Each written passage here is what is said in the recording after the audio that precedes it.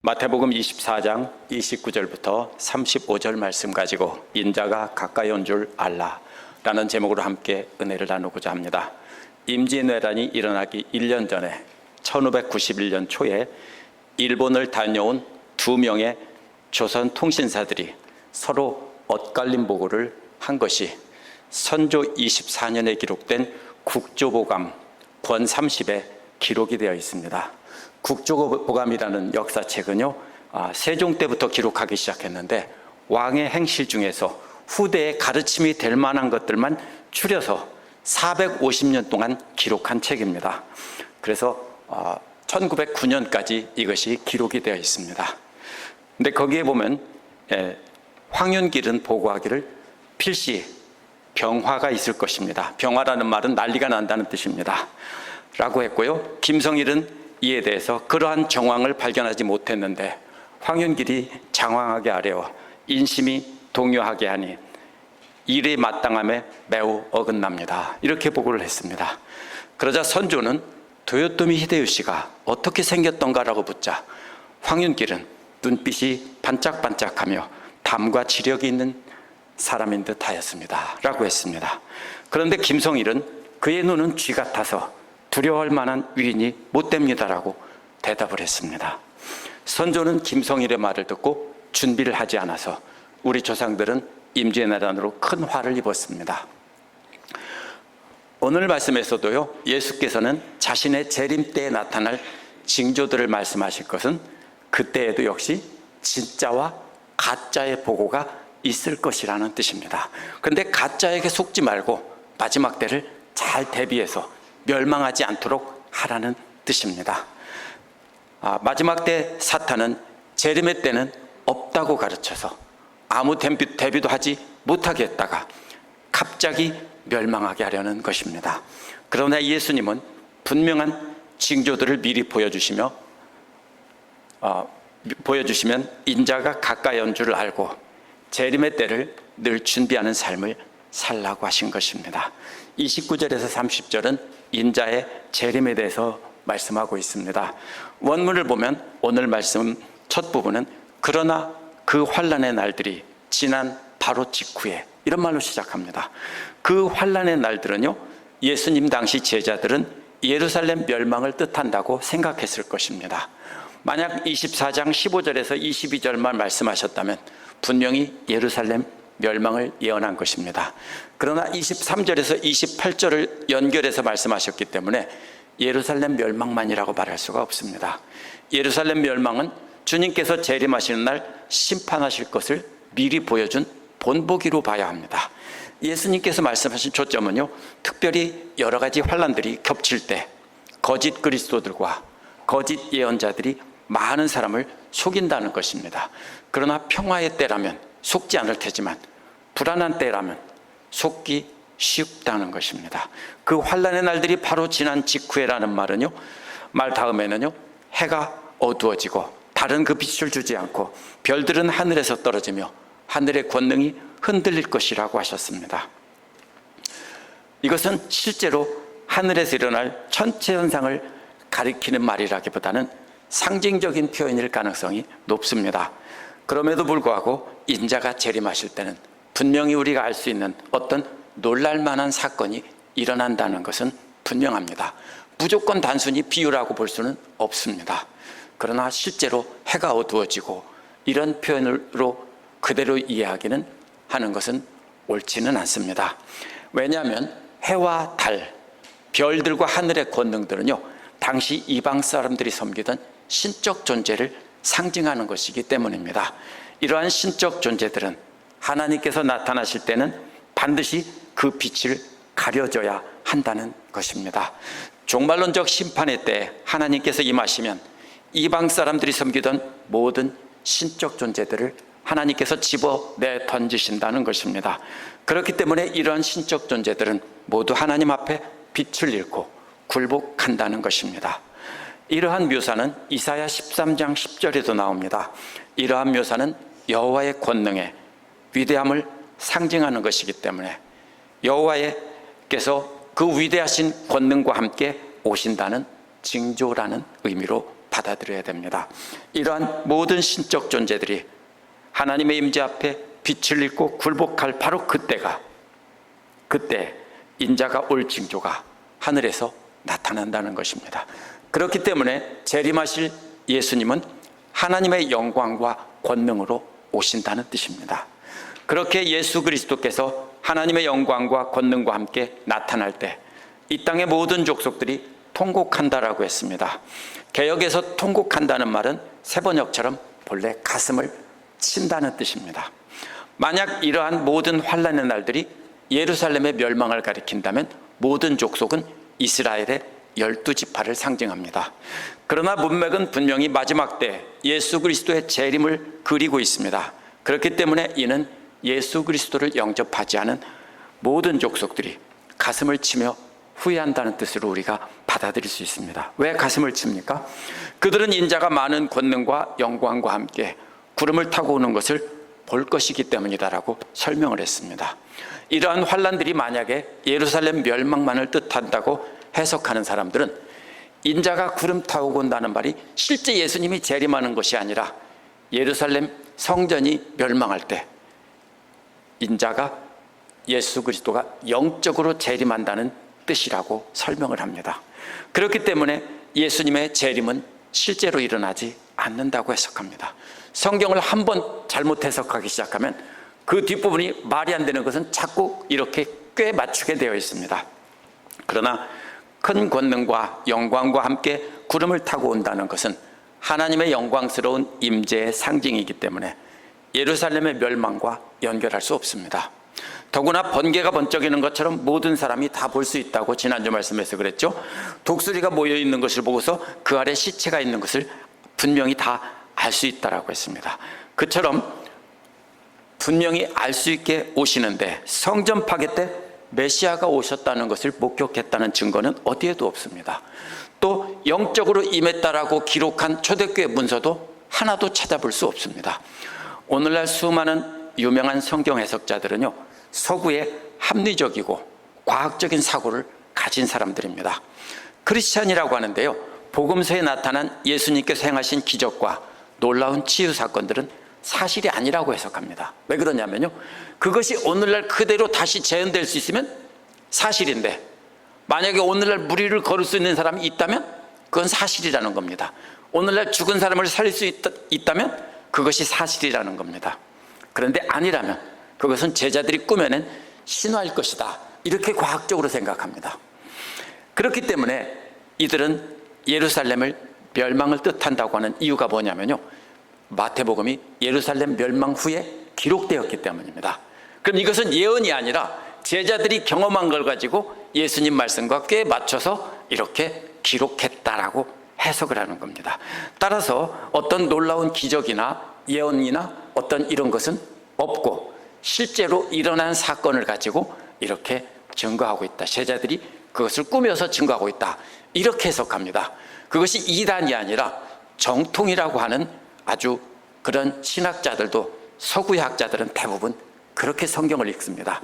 성경에 일어난 기적들은 전부 제자들이 꾸며낸 이야기라고, 신화라고 해석합니다. 왜요? 하나님의 존재, 신적 존재를 믿지 않기 때문에 그러한 기적은 있을 수 없다는 겁니다. 그런데 여기서 구름이라는 말은 구약에서 하나님의 인재의 상징입니다. 손오공처럼 구름을 타고 온다는 뜻이 아닙니다. 예수님께서 재림하시는 것이 곧 하나님의 영광 가운데 임하시는 것이라는 뜻입니다. 예수께서 하나님의 모든 권능과 영광과 함께 오신다는 겁니다. 이러한 순간은 믿는 자들에게는 박수치며 기뻐 맞이할 영광의 순간입니다. 그러나 복음 전하는 자들의 말을 듣지 않고 복음 전하는 자들을 핍박하던 자들에게는 가슴을 치며 후회할 순간이라는 것입니다. 그래서 그들은 가슴을 치며 통곡한다는 것입니다. 하지만 이미 때는 늦었습니다. 31절은 재림 때 하실 일이 나옵니다. 그렇게 하나님의 영광과 함께 예수께서 재림하실 때 큰 나팔 소리와 함께 천사들을 보낸다고 했습니다. 우리가 천사라는 말을 잘 해석해야 됩니다. 천사라는 말은 하늘에서 날아다니는 날개가 달린 그런 존재라는 뜻이 아니라 이것은 소식을 전하는 자, 메신저를 뜻하는 말입니다. 그래서 이 말은 본래 왕의 명령을 전달하는 사자들을 뜻하는 말입니다. 본문의 문맥은 하나님의 명령을 전달하는 자들이기 때문에 천사라고 번역을 한 것입니다. 그렇기 때문에 예수께서 재림하실 때 날개 달린 천사들이 나타나서 소식을 전한다고 볼 수도 있지만, 예수 그리스도의 명령을 받아서 영원한 왕이신 예수께서 이 땅에 오셨다는 것을 알릴 설교자들을 뜻할 수도 있습니다. 이것은 하나님께서 보낸 메신저라는 뜻이지 이게 어떤 영적 존재라는 뜻은 아닙니다. 나팔은 무엇입니까? 통신수단이 없던 시절에 고대 사람들을 모이게 하는 신호로 썼습니다. 특별히 군대에서 그랬죠. 사람들이 나팔 소리 듣고 모이면 왕이 보낸 사자, 여기서는 천사라고 그랬죠. 왕이 보낸 사자가 왕의 명령을 읽는 것입니다. 어명이오 하면서 읽겠죠. 그러면 나팔 소리도 실제 나팔 소리라고 보기보다는 왕이신 예수께서 오셨음을 알리는 신호로 해석을 해야 맞습니다. 왜냐하면 그 당시 사람들에게는 나팔 소리지만 오늘날은 더 이상 나팔을 불어서 사람들을 모이라고 하지 않기 때문입니다. 하늘 이 끝에서 저 끝까지 사방에서 모으신다고 했는데요, 사방이라는 말은 네 군데의 바람이란 뜻입니다. 그래서 이것은 네 군데만 뜻하는 게 아니라 모든 방향입니다. 어느 방향이든지 하늘 이 끝부터 저 끝까지 택하신 자들을 다 모은다는 겁니다. 그런데 주의해야 될 것은 모든 인류를 모으는 것이 아니라 택하신 자들만 모은다고 했습니다. 택하신 자들이란 예수님을 믿는 사람들입니다. 사방에서 모으신다는 것은 어디에 있든지 한 사람도 놓치지 않고 다 모으신다는 것입니다. 그렇기 때문에 그날에 주님께서 오셨다는 소식을 못 들어서 못 모일 사람은 한 사람도 없다는 겁니다. 왜? 하나님께서 다 알려주신다는 겁니다. 그렇기 때문에 주의 재림을 믿지 않던 사람들에게는 가슴을 치며 후회할 날이지만, 하나님의 택하신 자들에게는 우리 주님께서 이 땅에 오셨다는 기쁜 날입니다.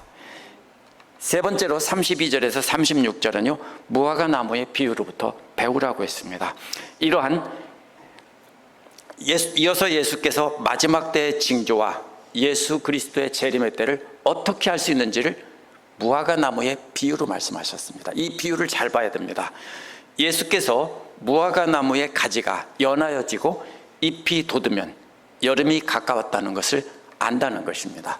이것은 예수님 당시 예수님 말씀을 듣던 사람들은 모두가 잘 알고 있는 사실입니다. 여기서는 무화과 나무 보기가 쉽지 않죠. 우리 교회 마당에도 있지만 이게 드뭅니다. 그러나 고대 팔레스타인에서는 눈만 뜨면 보이는 것이 무화과 나무와 포도나무입니다. 이러한 말씀들은 마지막 재림 때가 아니라 예루살렘의 멸망을 가리킨다고 생각하는 사람은 무화과 나무를 보고 여름이 가까이 왔다는 것을 알라는 말씀을 곧 성전이 파괴된다는 말로 해석합니다. 그러니까 무화과 나무가 잎사귀가 돋고 가지가 연해지면 곧 성전 파괴가 일어난다는 것처럼 그 여름이 왔다는 것을 안다는 것입니다.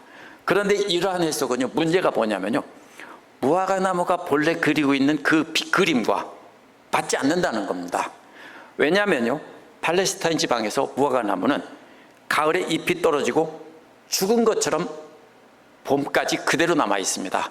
그래서 늦은 봄에 새순이 파랗게 나오죠. 진한 가지는 갈색이지만 새순은 파랗게 쭉 갑자기 자라면서 잎사귀가 나오고 열매가 맺습니다. 그러면 잎사귀가 나오기 시작하면 곧 여름이 왔구나. 아직 여름은 아닙니다. 봄에 나오기 때문에 늦은 봄에 나오는데 곧 여름이 오겠구나, 이걸 안다는 것입니다. 그러면 한번 생각해 보세요. 그 그림이 담고 있는 그림이 가을, 겨울, 이른 봄에는 죽은 것 같은 가지가 늦은 봄이 되면 싹이 트기 시작하면 곧 열매 맺는 잎사귀도 풍성한 푸른 계절이 오겠구나. 이것이 그림입니다. 담고 있는. 근데 이걸 가지고 그러면 예루살렘이 곧 완전히 멸망하겠구나, 이렇게 하면 예수님 말씀의 비유가 맞지 않습니다. 이것은 죽은 것 같은 계절에서 잎이 풍성하고 열매 맺는 계절로 바뀐다는 그림입니다. 그렇기 때문에 이 비유를 예루살렘 멸망을 위해서 말씀하셨다라고 보기 어렵습니다. 다행인 것은요, 34절에서 무화과나무의 비유를 해설을 해주셨다는 것입니다. 무화과나무의 비유와 마찬가지로 이 모든 일이 일어나는 것을 보면 인자가 문 앞에 온 줄 알라는 것입니다. 이 모든 일은요, 앞에서 말한 모든 내용입니다. 앞에서 말한 내용은 무엇입니까? 거짓 그리스도가 또 거짓 예언자들이 나타나 선택한 자들을 속인다는 겁니다. 그런데 속이는 자들이 많이 나타나면 인자가 문 앞에 가까이 왔다는 것을 알라는 것입니다. 인자가 문 앞에 가까이 왔다는 말은 예수께서 오셨다는 뜻이 아닙니다. 아주 가까이 왔다는 뜻이지 아직은 오지 않으셨다는 겁니다. 그래서 무화과나무의 비유는 예루살렘 멸망의 비참한 그림이 아니라 예수께서 재림하셔서 곧 이루어질 하나님 나라가 이제 코앞에 왔다, 이런 뜻입니다. 이어서 34절에 보면 예수께서 내가 진실로 너에게 말한다라고 하며 진리를 말씀하실 때 쓰는 공식을 써서 말씀하십니다. 그 진리가 뭡니까? 이 세대가 지나가기 전에 모든 일이 다 일어난다는 것입니다.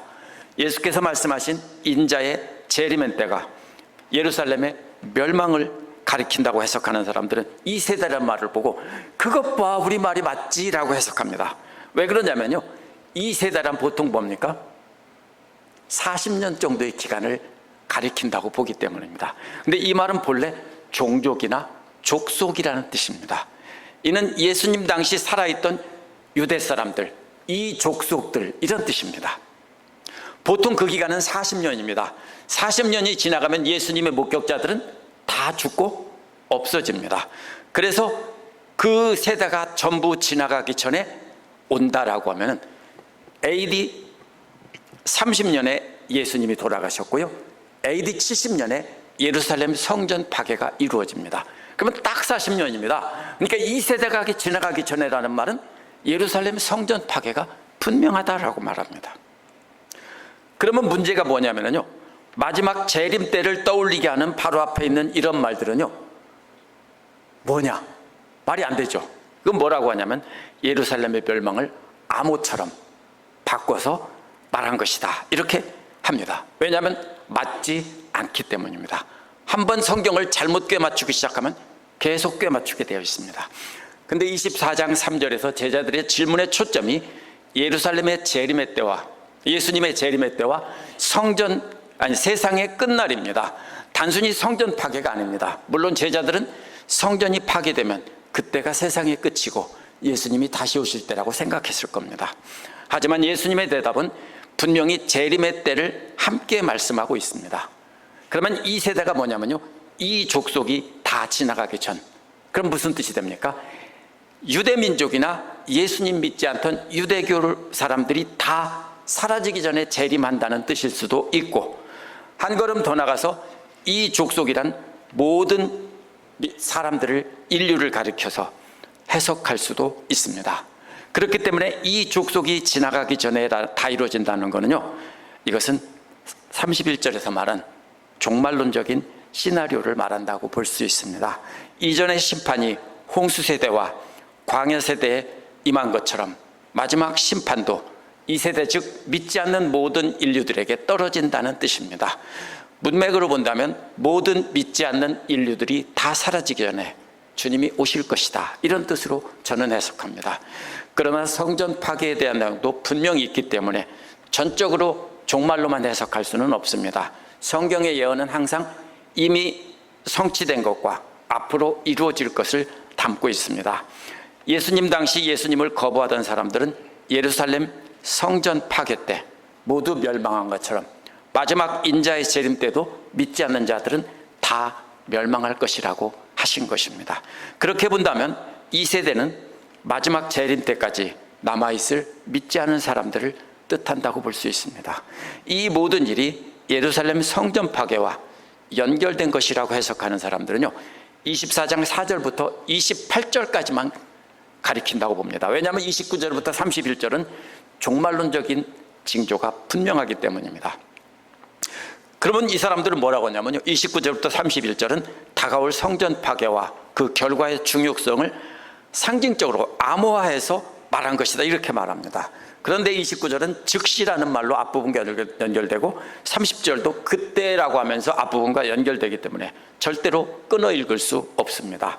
마태와 다른 예수님의 제자들은 이 말씀을 듣고 자신들과 같은 시대에 살던 사람들이 다 죽기 전에 예수님이 재림한다고 믿었습니다. 그런데 베드로후서 3장에 보면요, 마태와 같은 시대를 살았던 사람들도 나중에 예루살렘 멸망한 뒤에는 예수님이 자기들 살아생전에 오지 않을 수도 있다라는 것을 깨달았다는 것이 기록이 되어 있습니다. 그러므로 그리스도가 재림한다는 약속을 조롱하는 사람들에게는 베드로는 노아의 세대를 홍수 심판으로 하신 것처럼 말하면서 주님께는 하루가 1000년 같고 1000년이 하루 같다라고 말합니다. 그러니까 이 세대도 우리가 생각하는 이 세대가 아니라 주님께서 보시는 하나님의 관점에서 이 세대로 베드로는 해석을 했습니다. 수많은 사람들이 이러한 종말과 재림이 없다고 말할 것을 예수님은 미리 아셨습니다. 그래서 뭐라고 말합니까? 35절에서 예수님은 하늘과 땅은 지나가겠지만 내 말은 없어지지 않는다고, 지나가지 않는다고 분명히 쐐기를 박았습니다. 그래서 이 세상은 때가 되면 완전히 사라지겠지만 예수님이 예언하신 종말과 재림은 절대로 없어지지 않는다는 겁니다. 그러나 그날과 그 시각은 아무도 모른다고 했습니다. 36절에 보면은요, 또 하늘의 천사들도 모르고 아들조차도 모르고 오직 아버지만 안다고 했습니다. 만약 앞에서 말한 이 모든 것이 성전 파괴를 가리키고 이 세대가 예수님 시대를 가리킨다면 그날과 그 시대는 아무도 모를 수가 없습니다. 왜냐하면 로마 군대가 쳐들어오고 있다라고 하면요, 벌써 멸망한다는 것을 누구나 다 짐작할 수 있습니다. 그들은 근데 왜 안 도망간 줄 아세요? 성전으로 피하면 성전에 계신 하나님이 완전히 막아주실 것이다, 이렇게 하고 안 도망간 거예요. 잘못된 믿음 때문입니다. 그러므로 만약 성전 파괴를 뜻한다면 누구나 예측 가능한 것이고 아무도 모를 수 없습니다.